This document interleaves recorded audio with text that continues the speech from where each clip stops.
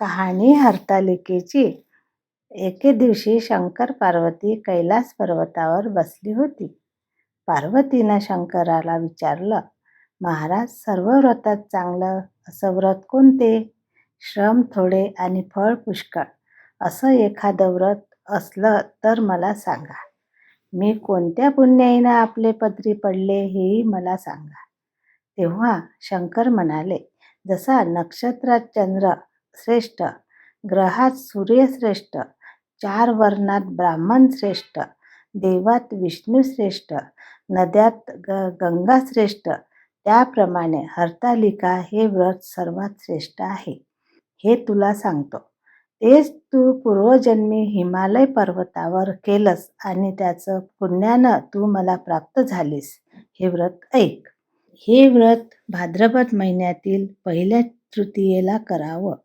ते पूर्वी तू कसं केलं ते मी तुला आता सांगतो. तू लहानपणी मी तुला प्राप्त व्हावं म्हणून मोठं तप केलंस. 64 वर्ष तर झाडाची पिकली पानं खाऊन होतीस. थंडी, पाऊस, ऊन ही तिन्ही दुःख सहन केलीस. हे तुझे श्रम पाहून तुझ्या बापाला फार दुःख झालं व अशी कन्या कोणाला द्यावी अशी त्याला चिंता पडली. इतक्यात तिथं नारद मुनी आले.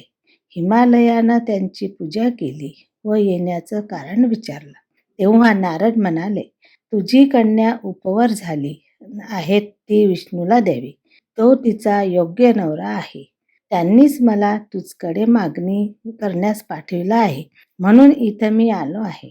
हिमालयाला मोठा आनंद झाला. त्याने ही गोष्ट कबूल केली. नंतर नारद तेथून विष्णूकडे गेले. नारद गेल्यावर तुझ्या बापानं ही गोष्ट तुला सांगितली.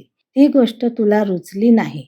तू रागावलीस. असं पाहून तुझ्या सखीनं रागावण्याचं कारण विचारलं. तेव्हा तू सांगितलंस, महादेवा वाचून मला दुसरा पती करायचा नाही असा माझा निश्चय आहे. असं असून माझ्या बापानं मला विष्णूला देण्याचं कबूल केलं आहे. ह्याला काय उपाय करावा?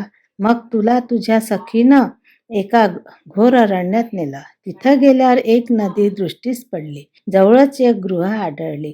त्या गृहेत जाऊन तू उपास केलास. तिथं माझं लिंग पार्वतीसह स्थापलीस. त्याची पूजा केलीस. तो दिवस भाद्रपद शुद्ध तृतीयेचा होता. रात्री जागरण केलंस. त्या पुण्यानं इथलं माझं आसन हललं. नंतर मी तिथं आलो. तुला दर्शन दिलं आणि वर मागण्यास सांगितलं.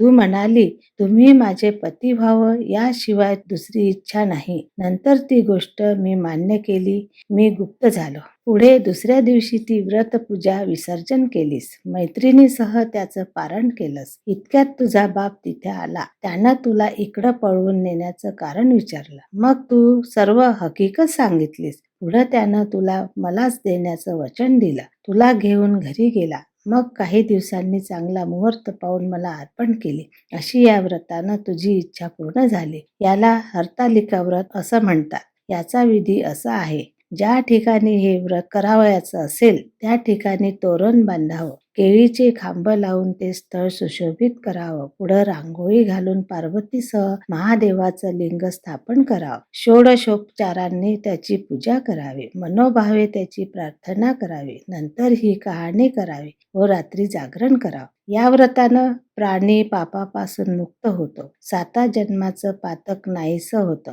राज्य मिळतं. स्त्रियांचं सौभाग्य वाढतं. या दिवशी बायकांनी जर काही खाल्लं तर 7 जन्म वंध्या होतात. दरिद्र येतं व पुत्र शोक होतं.